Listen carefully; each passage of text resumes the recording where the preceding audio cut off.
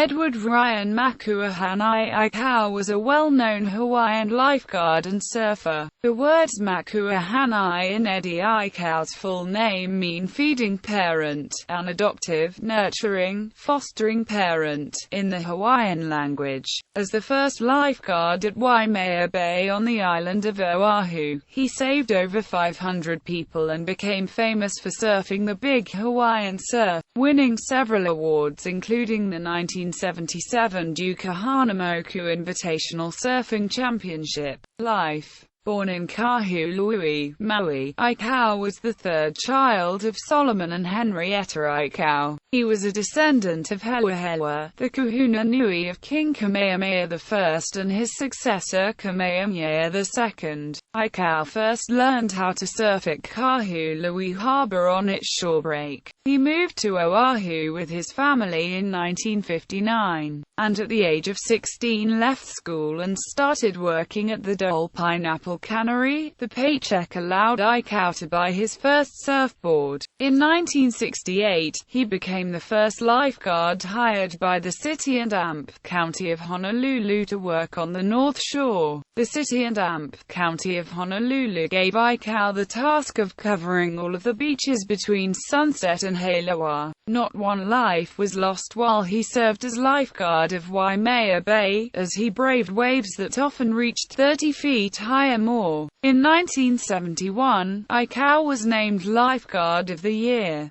Lost at Sea. In 1978, the Polynesian Voyaging Society was seeking volunteers for a 30-day, 2,500-mile journey to follow the ancient route of the Polynesian migration between the Hawaiian and Tahitian island chains. At 31 years of age, Aikau joined the voyage as a crew member. The Hokulea left the Hawaiian Islands on March 16, 1978. The double-hulled voyaging canoe developed a leak in one of the hulls and later capsized about 12 miles south of the island of Molokai. In an attempt to get help, Aikau paddled toward Lanai on his surfboard.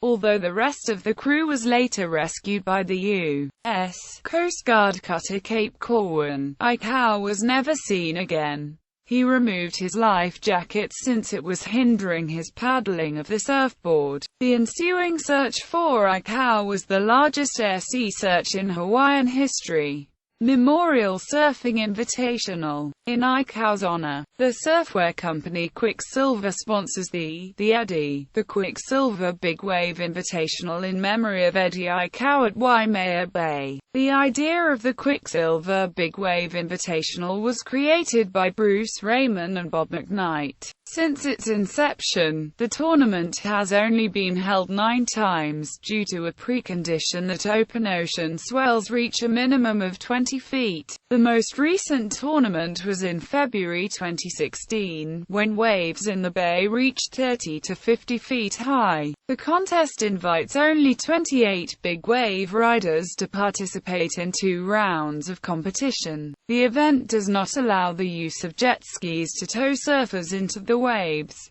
Popular culture. In the 1980s, bumper stickers and T-shirts with the phrase, "Eddie would go," spread around the Hawaiian Islands and to the rest of the world. According to maritime historian Max Simpson, Aikau was a legend on the North Shore, pulling people out of waves that no one else would dare to. That's where the saying came from, "Eddie would go," when no one else would or could. Only Eddie dared. The phrase originated during the first Eddie contest.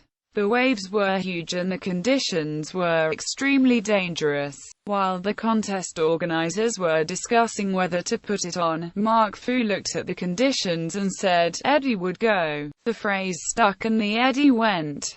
Another variation of the aforementioned popular phrase is, "Eddie wouldn't tow." Quote, "This phrase is in reference to the method of big wave surfing in which one surfer must accelerate another surfer to the speed of a large, fast wave. It is also partially in response to the controversy over the unnaturalness of tow-in surfing. Many surfers feel that being towed into a wave, as opposed to paddling, is against the spirit of the sport." Other variations of the phrase include, "Eddie would throw," "Eddie wouldn't crow," and Eddie would hoe. Another variation used recently during the 2008 election campaign for Honolulu Rail Transit was the slogan, "Eddie would ride." Austin, Texas band Full Service recorded a song about Eddie Aikau called "In a Rescue," found on their 2006 album, Recess. Quote, "They performed the song at the Full Service Circus in May 2013. In June 2012, Nashville surf band Black Bear plus the Surf Bums released their debut EP, Eddie Would Go, paying homage to Aikau. Sam George, an ex-professional surfer, directed a 30 for 30 documentary about Aikau called Hawaiian, The Legend of Eddie Aikau. It premiered on ESPN on October 1, 2013, and details Aikau's life from childhood to his death. Eddie's story was humorously told by comedian Kurt Brownola in a second-season episode of Drunk History that was dedicated to Hawaiian folklore, which aired on August 12, 2014.